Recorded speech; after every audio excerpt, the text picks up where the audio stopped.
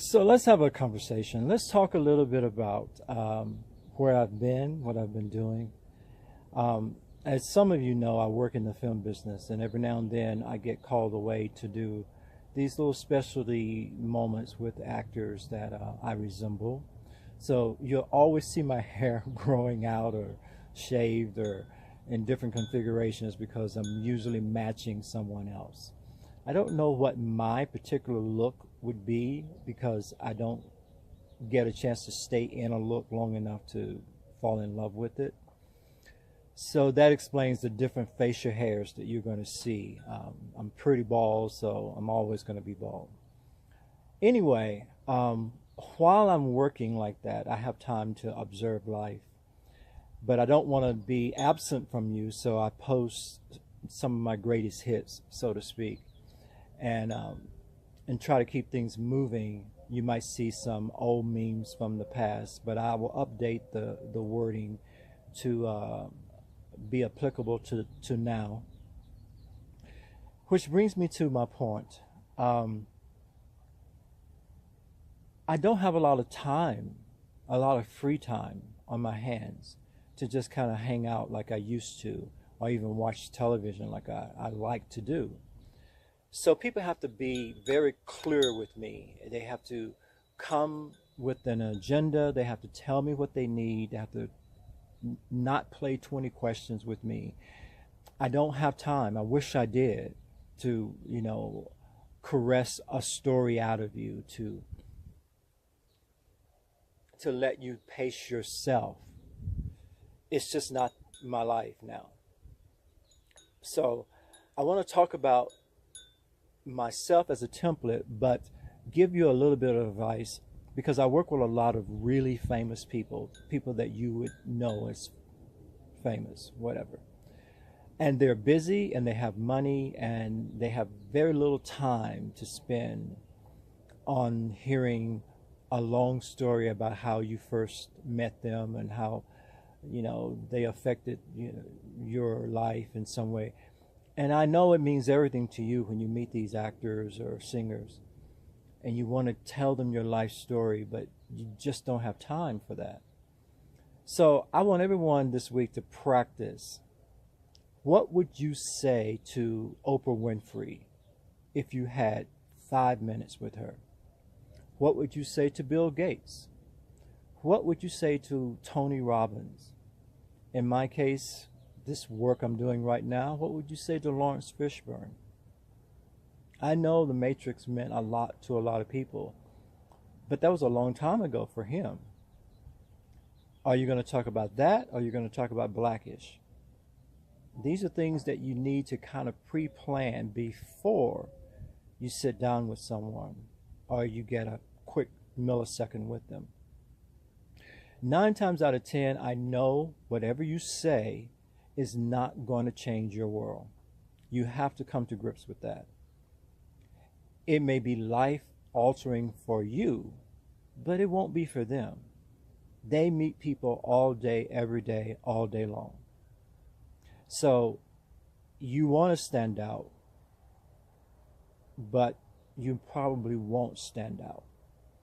But you will stand out if you stumble in their presence, if you can't get your words together. They will remember you, but for all the wrong reasons. It's no different with me. There comes a point where, if for no other reason, you have to remember you're talking to a 60, almost 61-year-old man. I've lived a lot of life. There's not many stories you're going to tell me that I haven't heard or lived through myself. So to present me something on a silver platter like it's a novel idea, and then I don't react as if it's a novel idea, you can't judge that. You're not talking to a 20-something. You just got to wrap your brain around that. No matter how young I act, I am still processing information through a 60-year-old mind. I want you to stop waiting to meet people to start living. I know that it's important for you to know um, to have these life goals. If I could just meet, if I could just do that. I don't know. I've had a lot of those moments. And the day after those moments, you're still trying to pay your bills.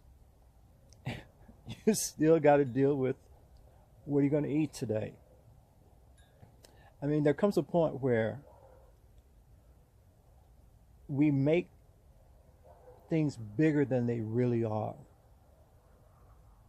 You got to meet people for people. Everyone is working really hard.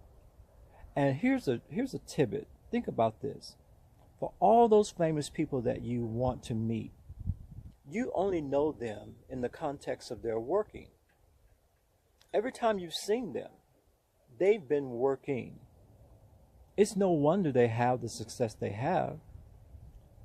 Your whole image of them is them at work. Likewise, if you want to be like them, are you working as hard as they are on anything? If you have more leisure time than time you're spending at work, I'm not so sure you're going to get where you think you're going. Because it takes money, it takes time, it takes positioning yourself. And you can't do that sitting in your own bedroom. You have to be out and about, mingling and intermixing with people. And you have to be there with an intention, because if you're there just to hang out, that's not going to profit you anything either. So pick and choose where you should go and who you really do need to spend time with, and how you need to ask them very specific questions that give you a little bit more knowledge about what it is that you want to do. You don't need their resume.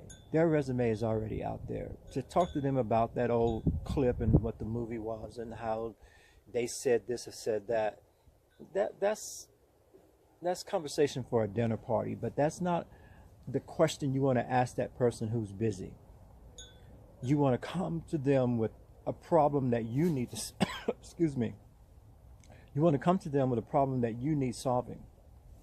You come to them with a problem that you need solving, and you give them that setup, they will give you an answer, and life will move on, and you will be the better man for it. And that's all that we really are here to do, is pass on what we've learned and make it simpler or easier for someone else who's paying attention.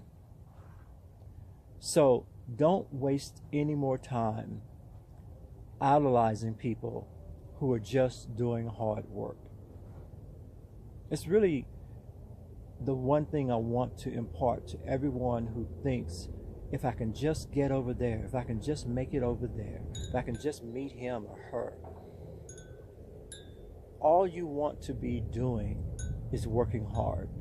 Wherever you are, at whatever level, work really hard. For a season, get your foundation beneath you so that you can dream a little bit more emphatically and see some of those dreams come to fruition. It would be great if someone waved a magic wand and put you from here to over there, and then you were rich and successful. But without knowing the process, if you ever lost that, you wouldn't know how to get back.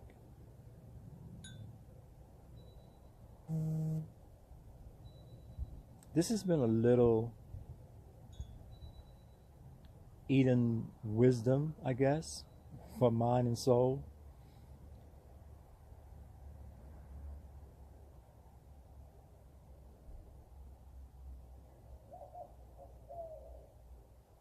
Yeah.